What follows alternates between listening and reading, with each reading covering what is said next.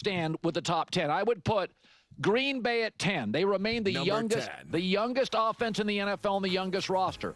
They overpaid for Aaron Banks at guard, but it was a position of need. And again, when you have a young quarterback, you've got to protect him. Now, Jordan Love did not play well in the last month of the season, and that is a concern. Plus, Chicago's better. Minnesota could be really good. The division is very good offensively. I have Green Bay at 10. Number 9. Denver's going to improve. Good. How good was Bo Nix as a rookie? Well, how good do you think he's going to be year 2 with Sean Payton? They got Evan Ingram, which Sean Payton calls their joker position, like Debo. He can do multiple things. They spent more money on free agency than any playoff team. And again, Bo Nix, an entire offseason with Sean Payton.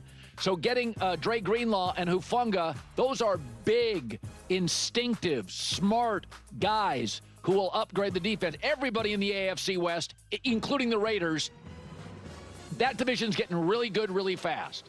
Number 8. The Commanders. Their O-line last year was 10. Now they added Laramie Tunsil, a top 3 pass blocker.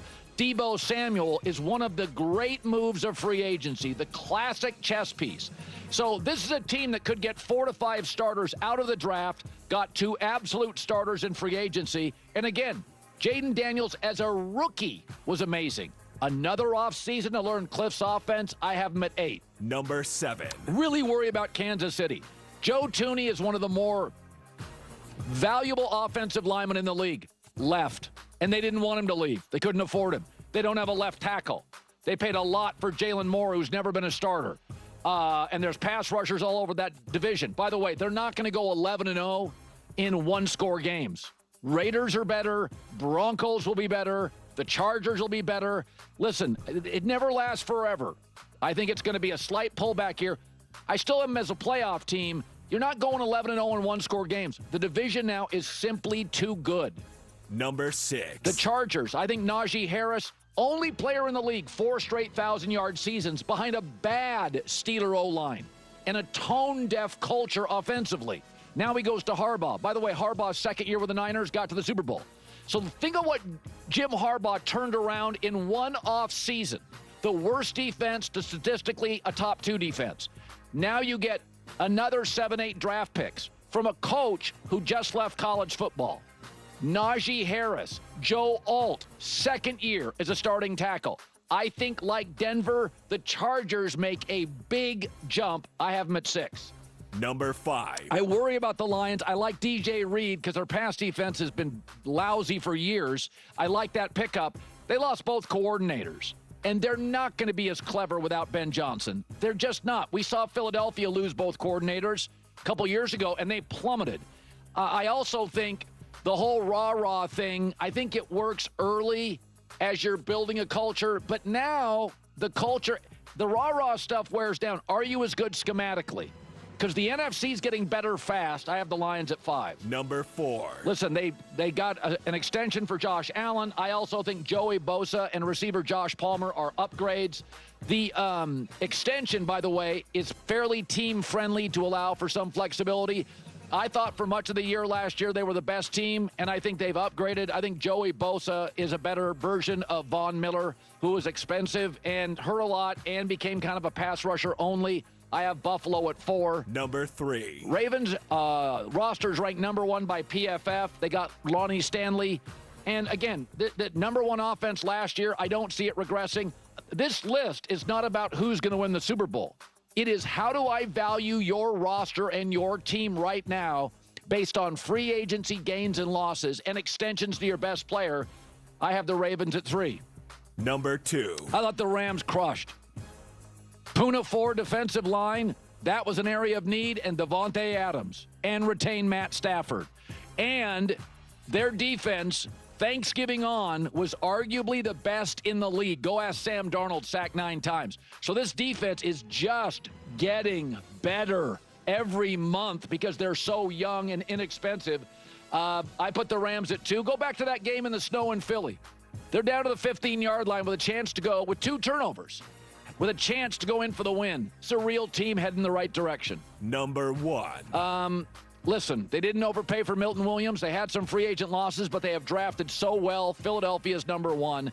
Again, They are smart enough to know who to pay for and who to let go. And I thought all their moves made sense to me. Zach Vaughn, bringing him back to linebacker, surprised me a little at that price point. But again, I'm going to give Philadelphia the benefit here. It remains the deepest roster with the most dexterity. Yeah. Okay. Let's talk about this. I'm going to do this like a slightly differently than I normally do. Because I'm also a little bit confused because Colin did his predictions, and this was after free agency for the most part, all like the real big moves. And he had a team like the Broncos not even making the playoffs. And now he has them top 10. And so I don't even understand. I'm like, is there a way that I'm messing this up somehow? And it's like, no, because you have the Chiefs, the Chargers, the Bills, and the Ravens. So like, even if you want to say that they're not going to win the division, which is fine, like I don't understand that. Then I'm genuinely confused by all this. So I'm also going to want to break up each of these teams and make separate videos for most of them, maybe not all of them. But this top 10, I think at this point, I think there's too many question marks. Like when I go through these teams, like a handful of the teams, some of the question marks that really stand out to me are, let me just start with 10. I look at the Packers and I think, I actually have a legitimate question mark between the evolution of Jordan Love and LaFleur. That's a relationship and an offense that I need to see take a step forward. They did not take a step forward last season like I was expecting it to. And again, I think they're great, but I need to see them be on the same page. It did not feel like they were on the same page, quite frankly. And that's a step forward that I need to see. The Broncos, like, I mean, I don't have a question mark necessarily about them. The question mark is right, what is that next step of Bo Nix? I believe Bo Nix is going to continue to get better and better and better. But there is technically this philosophy that these older quarterbacks who played a lot in college and have a lot of snaps, that they're pretty much who they are in the NFL, that there's not a lot more for them to grow. I push back on that, especially when you have a head coach like a Sean Payton, that you can take a still pretty big step forwards, especially when so much of what makes you special is especially, up here, that when you finally get to an incredibly high level NFL caliber, great coach, you're going to be able to take an even greater step, right? Maybe does your athleticism and your physicality, once you're 24, 25, there's only so much room for you to go there. I can see that. But intellectually and understanding the game, you're going to be exposed to significantly better coaches in the NFL than college, even if you go to an awesome college program. It's just going to be different. So even if there's some truth to this whole, once you're of a certain age, or if you've have a lot of snaps taken in college, that there's only so much more room to grow, I think intellectually, and especially considering who your coach is going to be, that would be, kind of its own variable entirely. The Commanders. There's a lot of these question marks about the Commanders of how will they deal with the pressure and Jaden Daniels. And it's like, I have zero concerns about that. I don't even know how that's even a talking point, quite frankly, because they're like, oh, they didn't have no expectations last season. Now they have expectations. How will they deal with it? It's like they put the expectations upon themselves. Very early on, they realized how good of a team that they can be. And you saw them, considering the move that they made at the trade deadline, what they were looking to do against the Bucs in the playoffs, the Lions in the playoffs. If you thought that going into that NFC Championship game that they had no expectations, they were like, oh, this is house money. Even if we lose, it's okay. No, they were literally like, we can win the Super Bowl right now. Let's do it. So they had the expectations. They had it, and they obviously succeeded and played at an incredibly high level. The Kansas City Chiefs, yeah, man, you got to see what they do in the draft. I agree with what Colin is saying in terms of all those close games that they won. Will they be able to do that again? Historically, anytime we've ever seen teams do that, where they have one season where they win a ton of these close games, it's just not how it unfolds the following season. I think that the Kansas City Chiefs, as long as you have a Spags, Andy Reid, and Patrick Mahomes, they're always going to be a high-functioning team. The real question remains, more than anything, is that you're going to have Rashee Rice all but suspended. I say this in all my Kansas City Chiefs videos because this is like a real thing that they're going to have to deal with. And then the whole thing with Xavier Worthy. that, if you go read that, I don't cover that type of stuff really unless it like really begins to matter in terms of like in the sports conversation.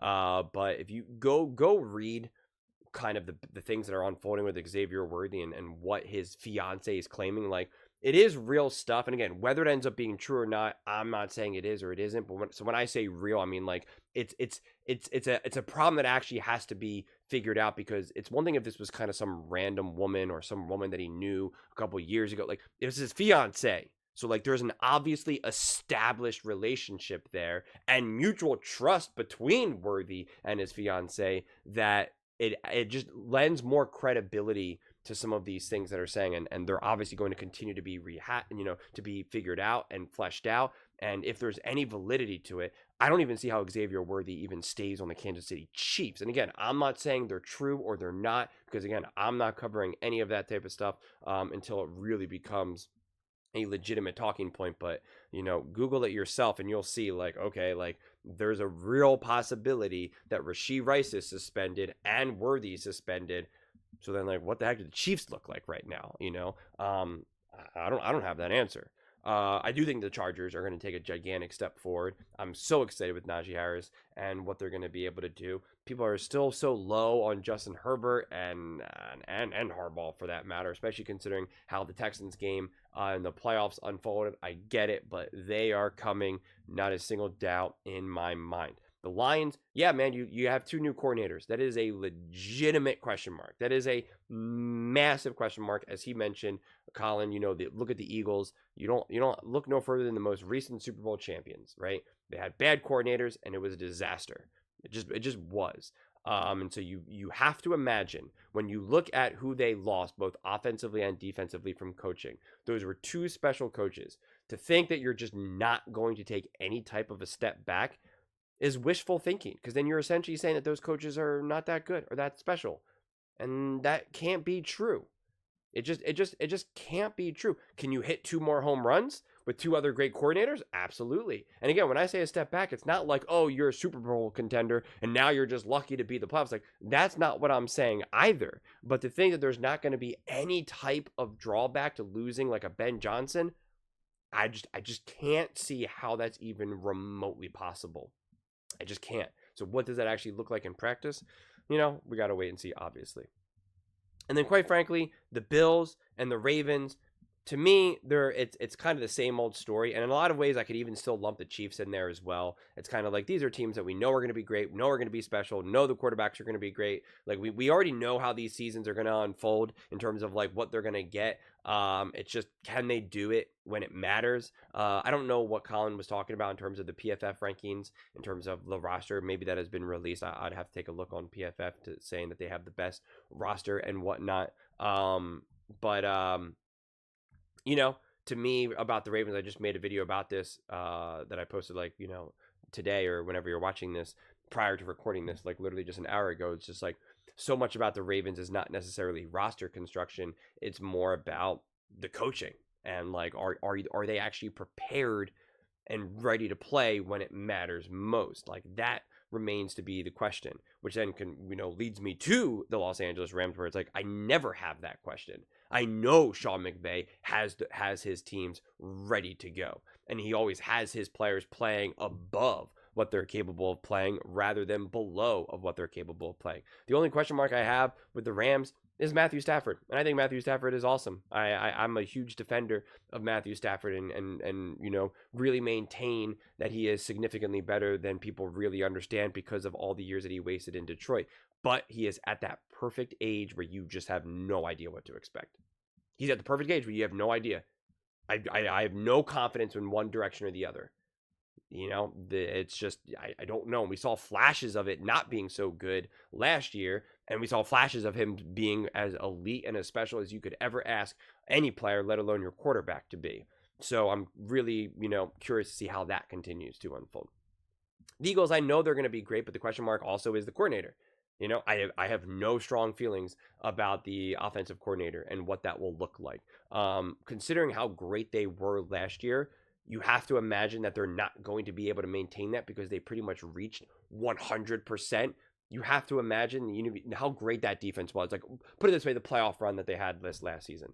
I mean, like, it was pretty historic. They put up 95 points in the final 2 games. Forced, what was it, like 3 turnovers, 4 turnovers, 3, whatever it was a ton of turnovers. You can't imagine that you're going to get a repeat of that next season. Because you just truly I mean, like, you set records. Literally, Saquon Barkley, he's probably not going to break his now own record of rushing yards. Like, so you have to imagine that there'll be some retracing here a little bit. And again, it doesn't mean that you're a Super Bowl winner, Super Bowl contender, and now you're taking a step back and now you're not that. Like, when we say step back, it doesn't mean necessarily like, okay, I was great and now you're just good. It's just, you can't necessarily expect that you are going to be as brilliant, right? Like, you just typically not how things work. I mean, to me, that would actually be the most surprising thing of the entire NFL season, if they just keep going where they left off in that regard, where the offense is just as deadly. Saquon Barkley is still just unstoppable. Jalen Hurts is not turning the ball over. There's a lot of, the defense is still doing what the defense did. I would find that wildly impressive, quite frankly, because I just imagine that if the Philadelphia Eagles, reached 100, that at a minimum, and again, it's just how things work, that they would at least drop down to 99, 98. And they could still be the best team in the NFL, right? All these other teams could be 95, 90, whatever. But the Eagles were 100 last year. That's how you get this. That's how you dominate in the NFC Championship game and the Super Bowl, right? Like, that's how you get there, by playing 100. Will they be 100 again? To be 100 again, the odds are always going to be stacked against you. So, especially now with a new coordinator as well, having to move on to some pieces, we'll most likely have to reintegrate. We'll have to integrate some new players, new rookies, new draft picks. So, we'll have to see. But it still does make sense from my viewpoint to put them number 1 as well. But like I said, I'm going to go down and break down these teams more individually so I can give each team more its due. But I just saw this clip kind of late because I was out and about. So I still wanted to post it, though. But those are just my thoughts. I'd absolutely love to hear yours. What do you guys all think about Colin's kind of confusing post-free agency hierarchy? Because it doesn't really necessarily align with how he had his AFC and NFC predictions. So, he had the Chiefs. I don't even know. But those are just my thoughts. Let me know in the comments below. I read every single comment. So whether you agree with me or disagree with me, either way, let's get in some discussions. Let's get in some fights. But ultimately, let's just have some fun. And please do consider subscribing. We are building an amazing community here, and I absolutely love to see you part of it. I want to build something that we all genuinely feel connected to. Something that we're really excited to be part of. I think we're well on our way to doing it. Please don't forget to give this video a thumbs up, as it really does help the visibility and the algorithm. Thank you so much. See you next time.